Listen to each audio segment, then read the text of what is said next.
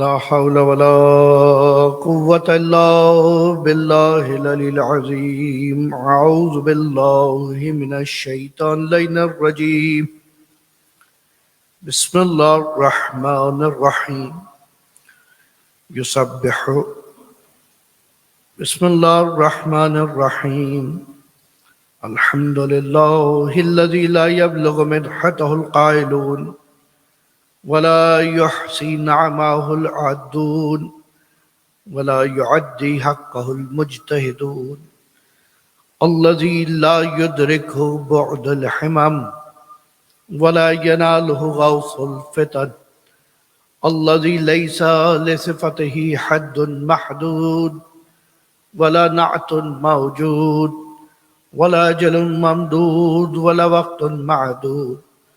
والصلاة والسلام على نبينا وحبيبنا خير خلق الله أجمعين سيد المرسلين وخاتم النبيين أبي القاسم محمد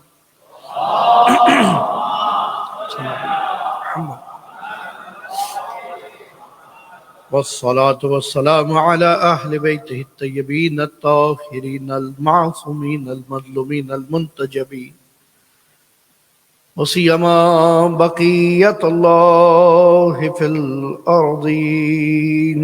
الله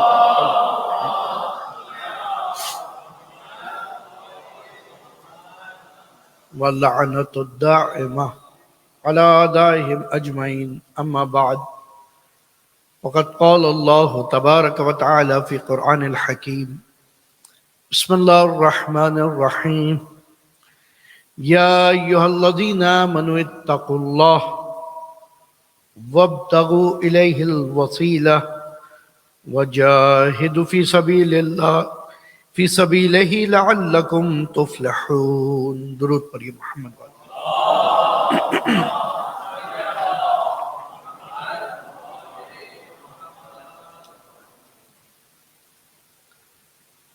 عزیزان گرامی، ہم سب اپنی زندگی میں جتنی بھی سعی و کوشش کر رہے ہیں، جتنی بھی اسٹرگل کر رہے ہیں، وہ کسی بھی فیلڈ میں ہو، مسلح سے لے کر آفس کی کرسی تک، اسٹیئرنگ سیٹ سے لے کر گھر کے بستر تک، جتنی کوشش ہے، صرف ایک مقصد ہے، اور مقصد یہ ہے کہ ہم کامیاب ہو جائیں، سکسیس ہو جائیں. ٹھیک، میں بہت تیزی سے ریورس میکینزم کے تحت پہلے نتیجہ بیان کر رہا ہوں. ہر ایک یہ چاہتا ہے کہ کامیابی نصیب ہو جائے. جو دیندار ہے وہ دین میں کامیابی چاہتا ہے، جو دنیا دار ہے وہ دنیا میں کامیابی چاہتا ہے، جو برسر فرش ہے وہ فرش پہ کامیابی چاہتا ہے، جو عرش پہ ہے وہ عرش پہ کامیابی چاہتا ہے. گویا کامیابی ایک ایسا تصور ہے، سکسیس ایک ایسا ٹاسک ہے کہ جس سے فرار نہیں ہے. ہر شخص یہ چاہ رہا. اب وہاں تک پہنچنے کے لیے کسی شخص نے اگر اپنی زندگی میں سکسیس کا کانسیپٹ غلط رکھا ہوا ہے تو وہ اس غلط کانسیپٹ کے تحت محنت کر رہا ہے اور اسی کامیابی کو وہ کامیابی سمجھ لیتا ہے. مثال کے طور پہ اگر میں سمجھتا ہوں کہ میری کامیابی آج مغرب و عشاء کی نماز پڑھنی تھی تو میں یہی سمجھوں گا کہ میں کامیاب ہو گیا نماز پڑھنے کے بعد. میں نے اس حوالے سے کبھی آپ ہی کے درمیان گفتگو کی تھی ماہ رمضان کی شبوں کی گفتگو میں، کہ کامیابی اور اس کے مقاصد پہ ہر انسان کی نظر میں اس کی سکسیس اس کی نگاہ میں پائی جانے والی ویلیوز کے تحت ہے. اگر میرے سامنے فلاں گھر مجھے چاہیے، میں اس کو حاصل کرنے کے بعد خود کو کامیاب سمجھتا ہوں، لیکن یہ ساری وہ کامیابیاں ہیں، یہ ساری سکسیس وہ ہیں جو ٹیمپریری ہیں، ٹاسک ہیں. فائنل گول کچھ اور ہے. फाइनल टास्क कुछ और है। अगर पूछा जाए वो क्या है तो कहा जाएगा वो पीस है, वो मेरे लिए सेटिस्फेक्शन है, वो इत्मीनान है। और इस हवाले से मैंने कुछ दिन पहले भी बयान किया था, ओलिवर कांट, फलसफे का शौक रखने वाले अफराद कभी पढ़ें इसका फलसफा अखलाक, अजीब है। कहता है अगर नियत कुर्बतन इल्लल्लाह ना हो, अल्लाह पर यकीन नहीं रखता, एक दीनदार मसीही गुजरा है, वो कहता है अगर नियत तुम्हारी खुदा नेकी की नहीं है तो तुम्हें कोई फायदा नहीं, और अगर तुम्हारी नियत नेकी की थी तो तुम काम करके मुतमईन हो जाओगे, नतीजा कुछ भी हो। साथ रहिएगा। अगर नियत खुदा पे छोड़ दी जाए कि कुर्बतन इल्लल्लाह, अब मैंने नमाज शुरू कर दी है, अब कबूल होना ना होना खुदा के इख्तियार में, मैंने सब कुछ वैसे किया जैसा वो चाहता था, मैंने सब वैसे किया जिसका हुक्म उसने दिया। इसी बात को इमाम जवाद तकी अलैहिस्सलातु वस्सलाम फरमाते हैं, अल्लाहुम्मा सल्लि अला मुहम्मद।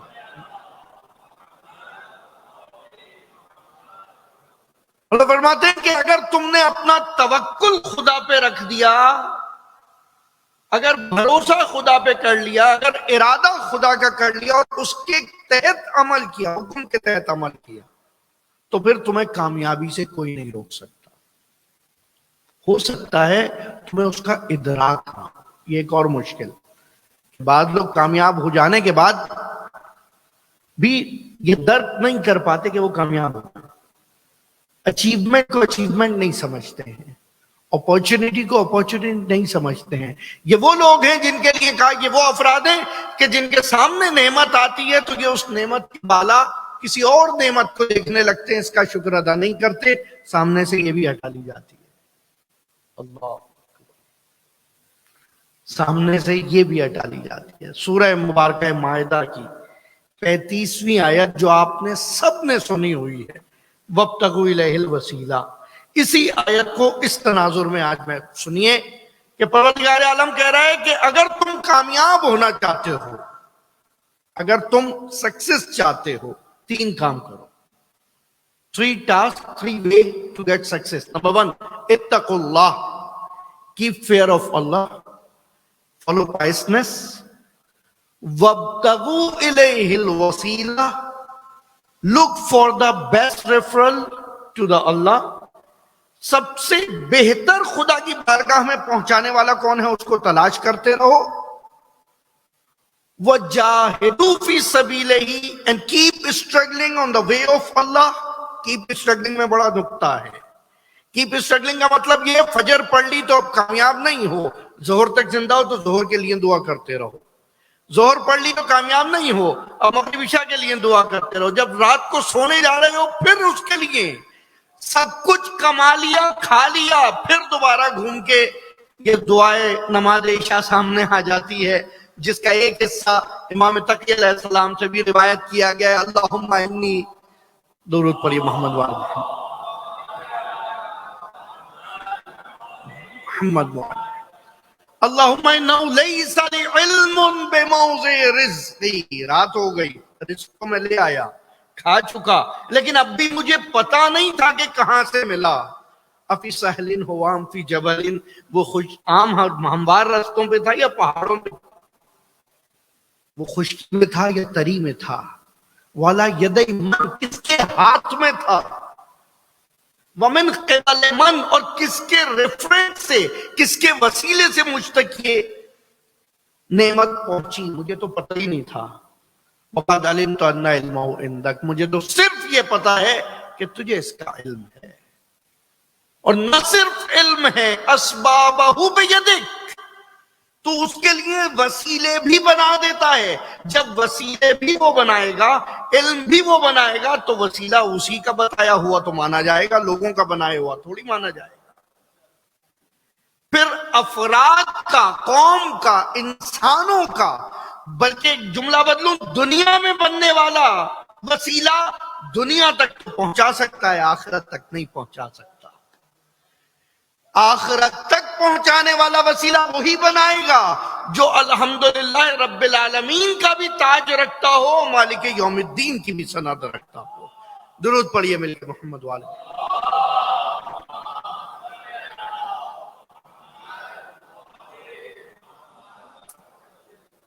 تین چیزیں کامیابی کے لیے، سکسیس کے لیے تین چیزیں. خدا کا تقوی اختیار کرو، اس کے وسیلوں کو اختیار کرو، ان کو پکڑے رہو، انہیں تھامے رہو، ان سے دامن نہ چھڑاؤ، ان کے پیروں میں پڑے رہو، ان کے دامن سے وابستہ رہو، ان سے جڑے رہو اور اسٹرگل کرتے رہو. خدا کی راہ میں وجاہدوا فی سبیل اللہ، اسٹرگل کرتے رہو خدا کی راہ. اس لیے کہ تمہارا مسلسل خدا کی راہ میں سعی و کوشش کرنا اس بات کی علامت ہے کہ تم اب بھی خدا پر بھروسہ رکھتے ہو اور اپنے آپ پہ بھی بھروسہ رکھتے ہو. خدا پہ بھروسہ وہی رکھتا ہے جو اپنے آپ پہ بھروسہ رکھتا ہے. سب سے بڑی مشکل ان افراد کے ساتھ ہو جاتی ہے جو اپنا کانفیڈنس کھو دے. خدا سے جن کا اعتماد اٹھتا ہے ان کا پہلا اعتماد اپنے اوپر سے اٹھتا ہے، یاد رکھیے گا. کل ایک عجیب سروے سامنے سے گزرا کہ ہمارے یہاں بسنے والے ملک کی 40% آبادی ایسی ہے جو کہتی ہے کہ ہمارا کوئی دین ہی نہیں ہے. کمال ہے. مجھے نہیں پتا آپ میں سے کتنوں کے سامنے سے تصویر گزری اور کتنی کی آنکھوں میں ٹھہر گئی. میں نے کئی گھڑیاں گزار دی اس پہ سوچتے ہوئے، اس کو دیکھتے ہوئے. کوشش کی ضرورت ہے، شدت بڑھ جائے گی. اور یہ گزشتہ سالوں میں 16 سے 18% بڑھا ہے. کمال یہ ہے. اور اس میں سے بھی بہت سے وہ ہیں جو لکھ تو رہے ہیں دین کے کھانے میں کسی دین کا نام، لیکن نام کا دین نہیں ہے ان کے پاس. درود پڑھیے محمد والے محمد.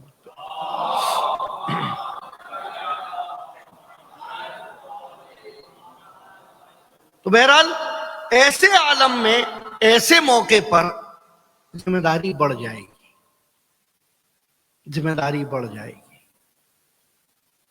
تقوی اختیار کرنا بھی مشکل ہو جائے گا، تقوی کو سنبھالنا بھی مشکل ہو جائے گا، وسیلوں سے جڑا رہنا بھی مشکل ہو جائے گا، اور مسلسل کوشش کرتے رہنا بھی سخت ہو جائے گا. اور سختی میں ہی تو اصل امتحان ہے، سختی میں ہی امتحان ہے. اب میں مسلسل کچھ احادیث آپ کے سامنے اس سے پہلے کہ بیان کروں امام کے حوالے سے، ایک تھوڑی دیر رک کے ایک اور علمی چیز ان افراد کے لیے جو جویا ہیں، جو ڈھونڈ رہے ہیں، کچھ تلاش کر رہے ہیں، ان دلوں کے لیے جو آمادہ ہیں نصیحت کے لیے. کیونکہ میرے مولا امام محمد تقی علیہ الصلوۃ والسلام نے ہی فرمایا تھا، اللہم صلی علی محمد وعلی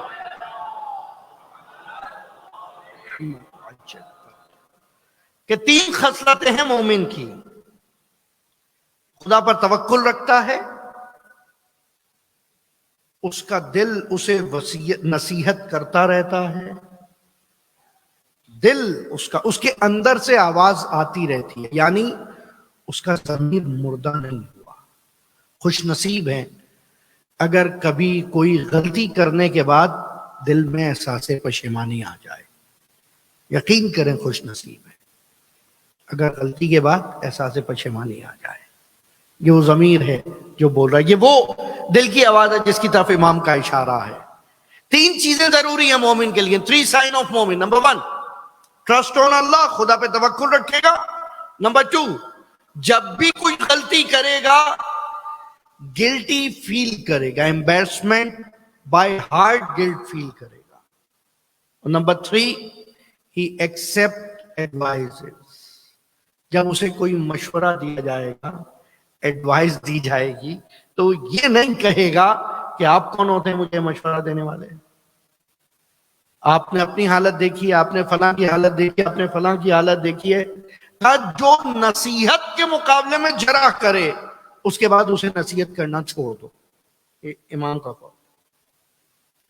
جو نصیحت کے بعد جرح کرے، اگر بہت سارے لوگ پریشان ہو جائیں دوستوں سے کہ آپ ملتے کیوں نہیں، آپ آج کل بات کیوں نہیں کر رہے، تو ہو سکتا ہے انہوں نے امام کی حدیث پڑھ لی ہو. درود پڑھیے گا محمد والے محمد.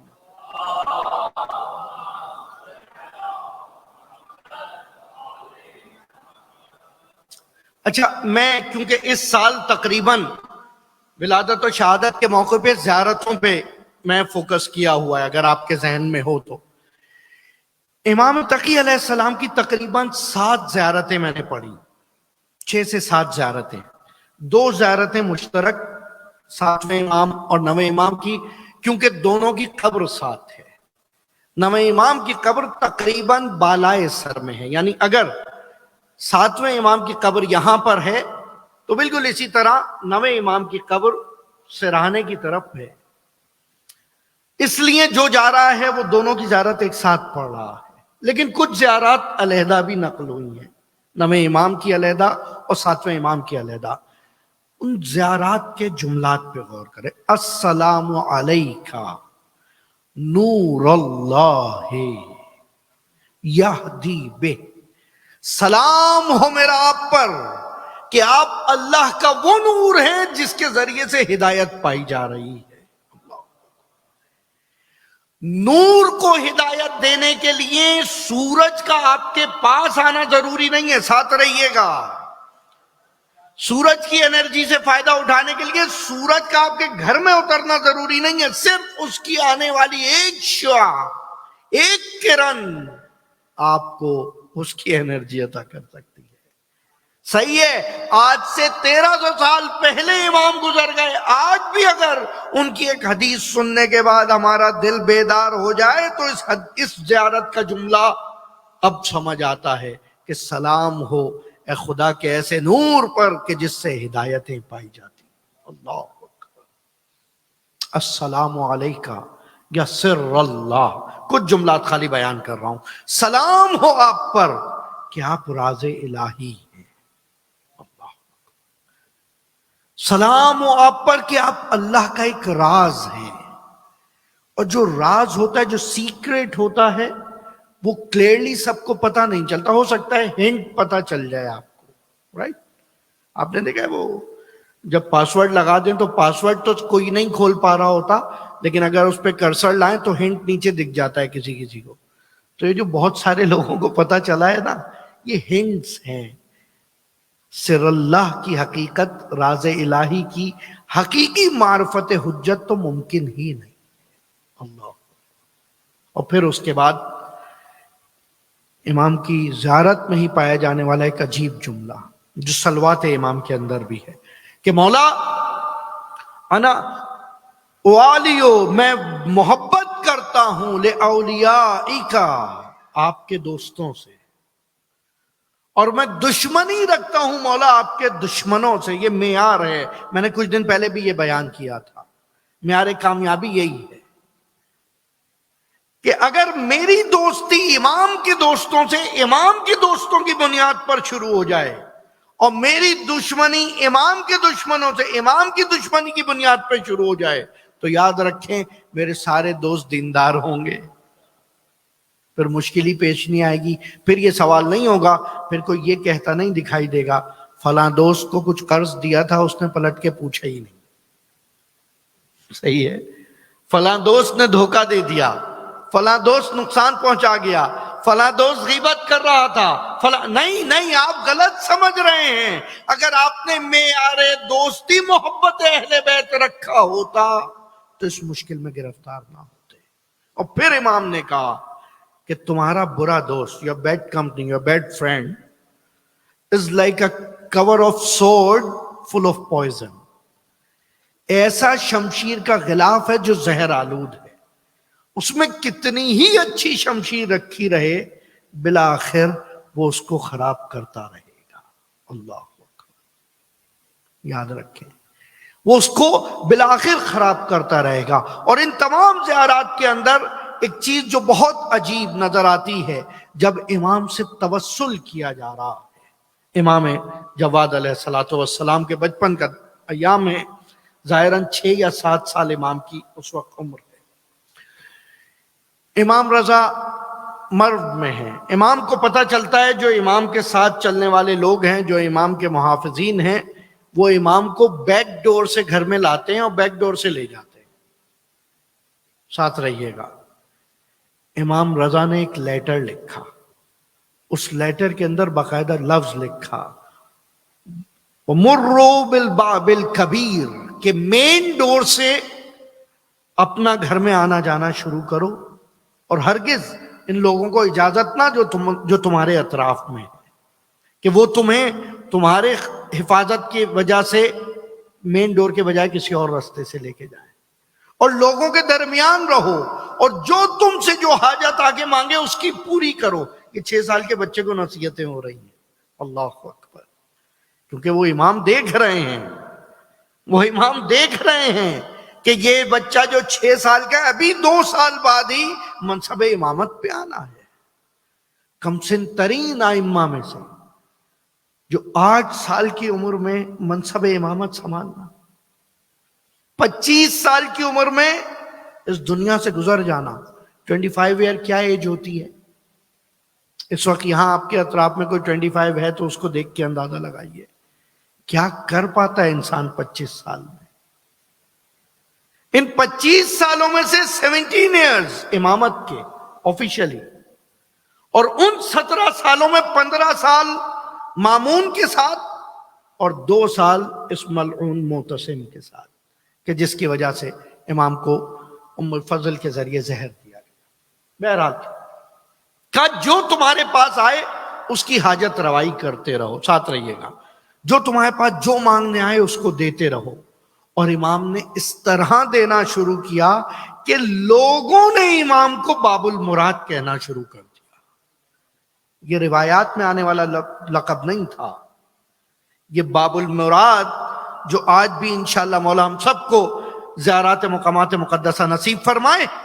جب کاظمین شریف کی زیارت کے لیے جائیں گے، وہاں پر جو دروازہ امام کے مشرقی طرف ہے ظاہراً، اس کا نام ہی باب المراد ہے، کہ باب المراد پہ کھڑے ہو کے اپنی حاجت طلب کرو۔ باب المراد کہا، وہ دروازہ جہاں سے مراد پوری ہوتی ہے۔ اور باب الکبیر کہا گیا اس لیے کہ امام رضا نے فرمایا تھا کہ باب الکبیر سے، بڑے دروازے سے اپنی رفت و آمد رکھو۔ اور امام کے پھر دینے اور بانٹنے کا انداز یہ ہے کہ آپ سب کو، ابھی میں نام لوں گا آپ سب کو پتہ چل جائے گا، امام کی دعائیں ہوتی ہیں، دعائے امام، ٹھیک، زیارت امام، تعویذ امام، اور اسی تعویذ کو اگر حفاظت وغیرہ کے لیے ہو تو کہا جاتا ہے حرز امام، حرز جواد۔ درود پڑھیے ایک مرتبہ محمد والے۔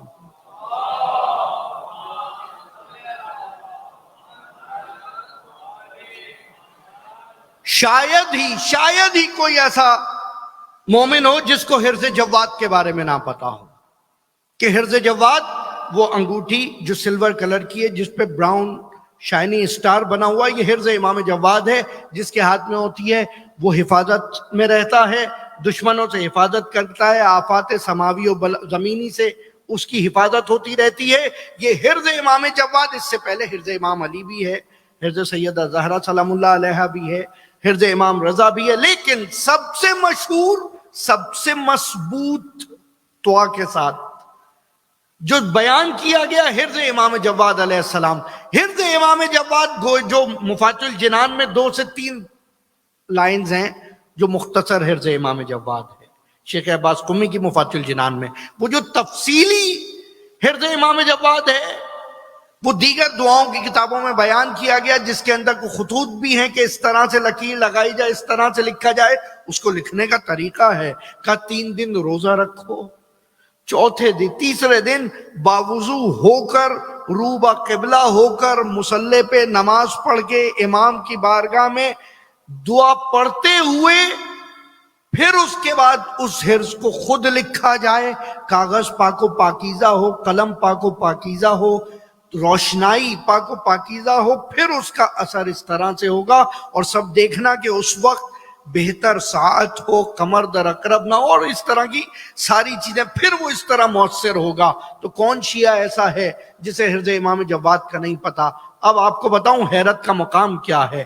مامون امام کے پاس آیا، مامون رشید دشمن ہے، مامون امام کے پاس آیا کہ مجھے آپ سے حرز چاہیے سفر میں جانے کے لیے۔ امام جواد دشمن کے لیے، مامون کے لیے حرز لکھ کے دے رہے ہیں اس کی حفاظت کے لیے۔ اور وہ حرز جو مامون کو لکھ کے دیا گیا اس طرح محفوظ رہا کہ آج تک ہمارے ہاتھوں میں محفوظ ہے۔ اللہ اکبر. اب سوال نہیں کیجیے گا کہ دشمن کو امام نے محفوظ کیا. نہیں نہیں، آپ نے نقطہ محسوس نہیں کیا.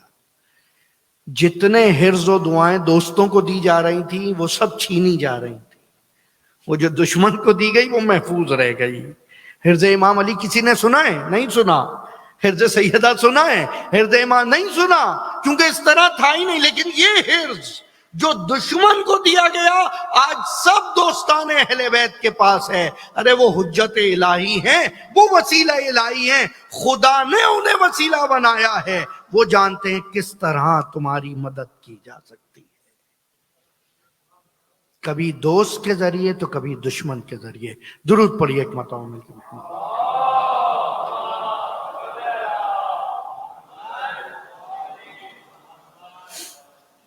کس طرح تمہاری مدد کی جا سکتی ہے یہ امام جانتے ہیں. اور پھر اس کے بعد یہ تو یہاں پہ، اور وہ چیزیں امام بیان کر رہے ہیں اس وقت میں. علی بن مہزیار کا نام آپ نے سنا ہوگا، آج کل کافی یہ نام سننے میں آ رہا ہے لوگوں کے. اہواز میں رہنے والا امام کا ایک سچا عاشق، ایران میں رہنے والا. ہمیں توفیق ہوئی کہ ان کی قبر کی زیارت کریں، انشاءاللہ مولا سب کو زیارت نصیب فرمائے. پرانا سا مقبرہ آج بھی موجود ہے، اور وہ قبر علی بن مہزیار لوگوں کے لیے گشائش کا باب ہے، لوگوں کی مشکلات کو حل کر رہا ہے.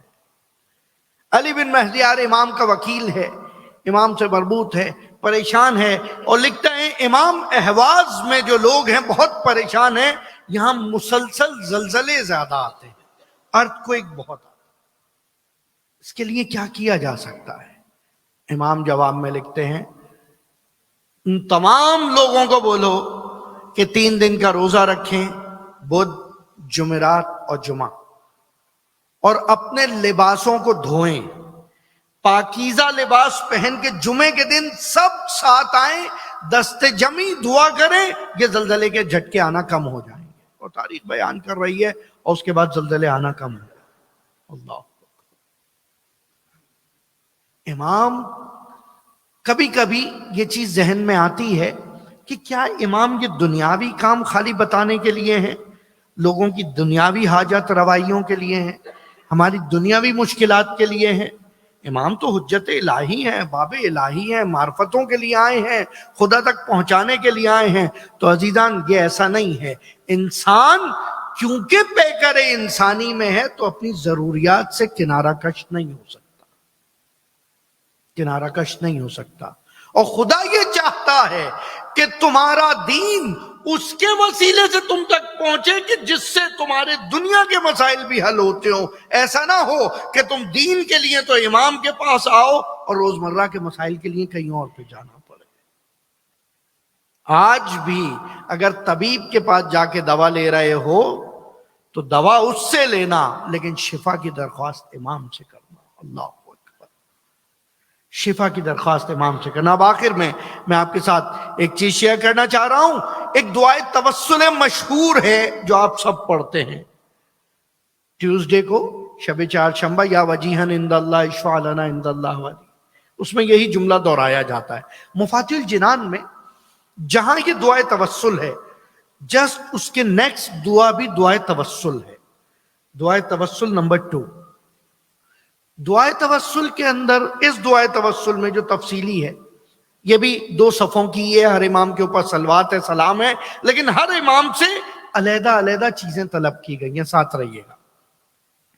ہر امام سے علیحدہ علیحدہ چیزیں طلب کی گئی. مثال کے طور پہ پیغمبر اکرم سے طلب کیا گیا ہے کس طرح میں خلوص اور اپنے دوام کے لیے خدا سے رابطہ کروں، کس طرح میں پائے بند رہوں دین پہ، کس طرح حضرت علی سے توسل کیا گیا ہے کس طرح میں دشمن سے مقابلہ کر سکوں.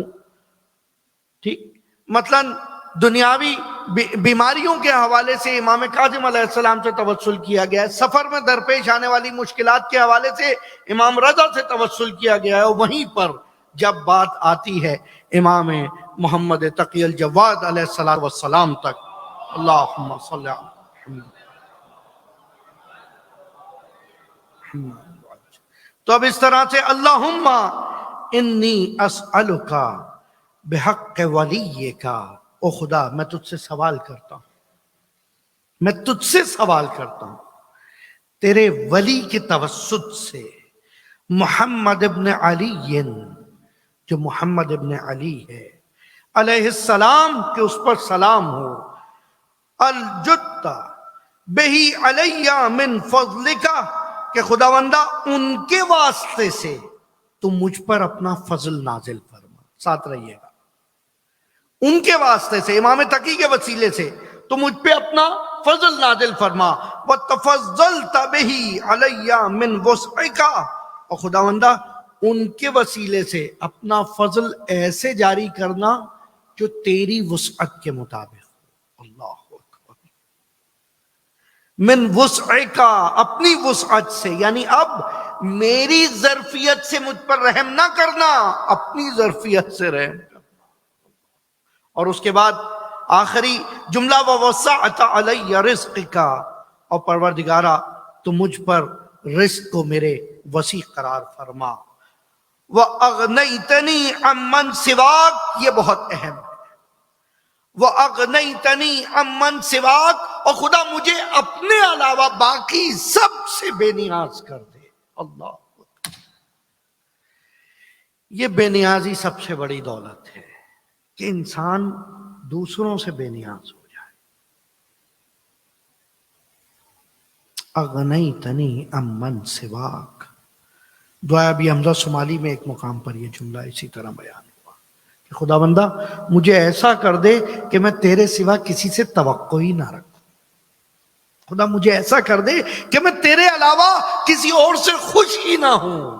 آپ سوچیں، زندگی بدل جائے گی، معیار بدل جائے گا، عمل کے اندر خلوص بدل جائے گا، عمل کرنے کے بعد نتیجے کی طلب بدل جائے گی، نعمت ملنے کے بعد شکر کا انداز بدل جائے گا، شکر کرنے کے بعد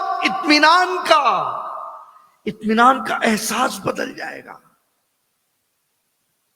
اغنیتنی عمن سواک، خدا بندہ مجھے غنی کر دے، ایسا بے نیاز کہ مجھے فرق ہی نہ پڑے یہ مجھے سن رہے ہیں یا نہیں سن رہے، یہ داد دے رہے ہیں یا نہیں دے رہے، یہ غور کر رہے ہیں یا، اپنے لیے کہہ رہا ہوں، یہ غور کر رہے ہیں نہیں پتہ، میں جو تو چاہتا ہے وہ میں کہہ رہا ہوں، اور کوشش یہی ہے کہ وہ کہوں جو اگر وہ کہے تو اس کے سامنے کہہ سکوں، ورنہ کہنے کا فائدہ کیا، بتانے کا فائدہ کیا۔ آخری جملہ، اور پھر وَجَعَلْتَ حَاجَتِي إِلَيْكَ وَقَضَاهَا إِلَيْكَ إِنَّكَ لِمَا تَشَاءُ، اور خداوندہ میں اس لیے اپنی حاجت تیری بارگاہ میں لایا، میں اپنی مشکل تیری بارگاہ میں لایا،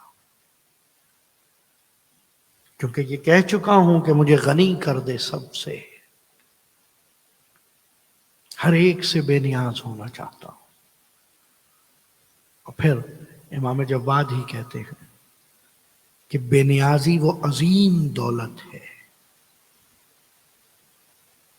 کہ جو خدا اپنے سلیکٹڈ لوگوں کو دیتا ہے۔ بے نیازی کا مطلب ہرگز یہ نہیں ہے کہ آپ کسی سے فیور نہ مانگیں، نہیں، فیور مانگیں، لیکن اگر نہ ملے تو پھر شکایت نہ کریں۔ بے نیازی کا مطلب یہ نہیں ہے کہ میں کام کروں اور اپنی اجرت چھوڑ دوں، نہیں، یہ نہیں ہے، غلط میننگ نہ لیجئے اس کا۔ اس کے بارے میں تو شہید بہشتی کا حالیہ دن گزرے، وہ قول یاد آ رہا ہے کہ ہرگز ایسا نہیں ہے کہ غریب و فقراء کو کہا جائے کہ تم صبر کرو، اس میں تمہارے لیے جنت ہے، اور اتنا انہیں صبر کا کہا جائے کہ جتنے لوٹنے والے ہیں وہ سب بہادر ہو جائیں اور لوٹتے رہیں۔ ہرگز اس کا یہ مطلب نہیں ہے۔ اس کا مطلب یہ ہے کہ اگر کسی سے مانگا جائے تو اسی لیے مانگا جائے کہ خدا نے کہا ہے اولیاءہم بعض من بعض، تم میں سے بعض کے ولی ہے۔ خدا نے یہ نظام بنایا ہے کہ میں کسی سے لوں اور میں کسی کو دوں، اس لیے میں مانگ رہا ہوں، اس لیے، لیکن پروردگارا میں غنی ہونا چاہتا ہوں ان سب چیزوں سے۔ بس آخر میں امام کا ایک دوست ہے، دیکھیں دوستوں کا خاص خیال رکھا کریں، very careful about your friend. امام جواد کو پتا چلا کہ ان کا ایک دوست ہے تقریباً بہت زیادہ پریشان ہے، بیمار ہے، از اباؤٹ ٹو ڈائی، بس مرنے والا ہے، اور صرف اس لیے رو رہا ہے کہ موت سے ڈر رہا ہے۔ ساتھ رہیے گا، موت سے ڈر رہا ہے، صرف اس لیے رو رہا ہے۔ امام اس کے پاس گئے اور امام اسے کہتے ہیں کہ دیکھو، اگر تمہارا بدن، اگر تمہاری باڈی بہت گندی ہو جائے، ڈرٹی ہو جائے بہت زیادہ، اور تمہیں یہ کہا جائے کہ اگر تم اب شاور نہیں لوگے، ساتھ رہیے گا، اگر تم اب شاور نہیں لوگے تو تمہارے بدن میں زخم ہو جائیں گے اور تمہارے کیڑے پڑ جائیں گے، اگر تم ان زخموں سے اور ان تکلیفوں سے نجات چاہتے ہو تو غسل کے لیے چلو، شاور کے لیے چلو۔ کیا تم نہیں چلو گے؟ کہا کیوں نہیں جاؤں گا، ضرور جاؤں گا۔ کہ بس مومن کے لیے موت غسل کی طرح ہے،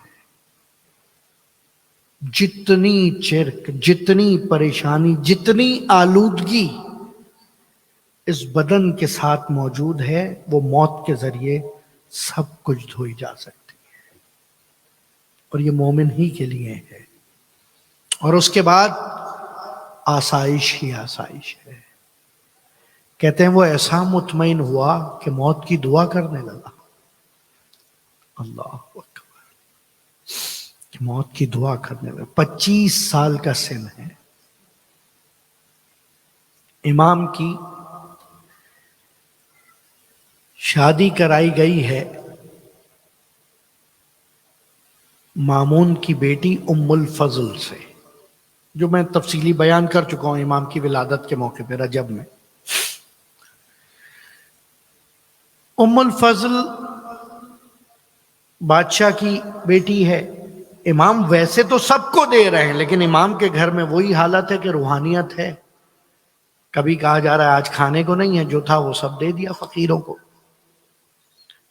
اب شاہی پروٹوکول میں پلی ہوئی اس طرح رہ نہیں پا رہی، کبھی کچھ پسند کر کے لاتی ہے، امام لاتے ہیں تو امام کہتے ہیں فلاں مومن مانگ رہا تھا میں نے اسے دے دیا، اور پھر اس کے اوپر مشکل یہ آ گئی کہ خدا نے اسے نعمت اولاد نہیں دی، اور بلکہ اس کے بدلے جناب خیزران کو فرزند عطا کیا جو کہ امام علی نقی ہیں۔ اور یہاں تک کہ معتصم نے اب باتوں میں الجھانا شروع کیا اور کہا ام الفضل اگر تم یہ زہر کھلا دو کسی طرح تو تمہاری مشکل آسان ہو جائے۔ بہرحال اتنا نزدیک سے ایک ایسے کریم امام کو دیکھ چکی تھی، لیکن اس کے باوجود دنیا داری ہے، اس نے زہر دے دیا، ظاہراً انگور کے ذریعے یا کسی اور پھل میں۔ اور جیسے ہی زہر امام کو دیا گیا، زہر اثر دکھانا شروع کر رہا ہے، اس نے رونا شروع کر دیا، ام الفضل رو رہی۔ ہمارے ائمہ کی معصومیت کی ایک دلیل یہی ہے کہ ہر قاتل قتل کرنے کے بعد رویا ہے، ہر قاتل رویا ہے کہ میں نے یہ کیا کر دیا، ہر قاتل نے افسوس کیا ہے۔ یہ دلیل عصمت ہے ائمہ کی۔ ام الفضل کریا کر رہی، یہاں تک کہ امام نے کہا تو آخر عمر میں فقر و فاقہ میں مبتلا ہو جائے گی، جس دنیا کے لیے مجھے زہر دی وہ تجھ تک نہیں پہنچ پائے گی۔ اور ہمارے لیے یہ دنیا تو ویسے ہی زندان ہے۔ کہتے ہیں جب لوگوں کو پتا چلا نا کہ امام الجواد اس دنیا سے گزر گئے، اتنے لوگ نہ جانے کہاں کہاں سے اس محلے میں آئے ہیں اور ایک ایک پھول لے کر آتے تھے، اور لا کر وہ پھول ان کی امام کے مقام شہادت پہ ڈالتے رہے امام کے گھر کے پاس۔ اور یہاں تک کہ اس بازار کو جہاں سے امام کا گھر تھا، جس کوچے میں سوق الریحان کہا جانے لگا، سوق الریحان، کہ جہاں سے خوشبوئیں اٹھ رہی تھی، پھولوں کا ڈھیر لگا تھا امام کے جنازے میں، کس و ناکس آ رہے تھے، کوئی کہتا تھا میری اس طرح حاجت روائی کی، کوئی کہتا تھا مجھے اس طرح امام نے میری مشکل کا حل کیا۔ ہر شخص آ کر امام کے جنازے پہ پھول چڑھا دیتا تھا، کوئی چاہنے والا آتا تو پھولوں کو ہٹا کر دیکھتا تھا، اے اللہ یومک کا یومک ابا عبداللہ۔ اللہ اکبر، جب زینب قتل گاہ میں آئی ہے نا، پتھروں کو ہٹایا ہے، تیر و تلوار ہٹائے ہیں، اور یہ نہیں کہا کہ تو حسین ہے، بلکہ کہا حل انت اخی حسین، ارے کیا تو میرا بھائی حسین ہے؟ اللہ اکبر۔ پتھر ہٹانے کے بعد زینب تعجب میں، ارے کیا تو میرا ماجایا حسین ہے؟ ارے کیا تو زہرا کا بیٹا حسین ہے؟ ارے کسی نے میرے حسین کو کیا پانی پلایا تھا؟ اللہ اکبر۔ اور یہاں تک کہ پتھر ہٹانے کے بعد یہ بہن آگے بڑھی، جسد کو تھاما، الہی تقبل منا ھذا القربان، پروردگارا میری اس قربانی کو قبول فرما۔ یہاں نہ وہ جاؤ حشم کہ امام تقی کی طرح جنازہ اٹھے اور لے جا کے دفنا دیا جائے، ہاں اس بہن کو جب بے کجاوا اونٹ پہ لے جایا گیا یہی فریاد تھی، اے کاش مجھے اجازت دی ہوتی، میں اپنے ہاتھوں سے بھائی کو غسل دیتی، ارے میں خود کفن پہناتی۔ السلام علی الحسین وعلی علی ابن الحسین وعلی اولاد الحسین، السلام علیک یا امام محمد ابن علی، السلام علیک یا تقی الجواد المصطفی۔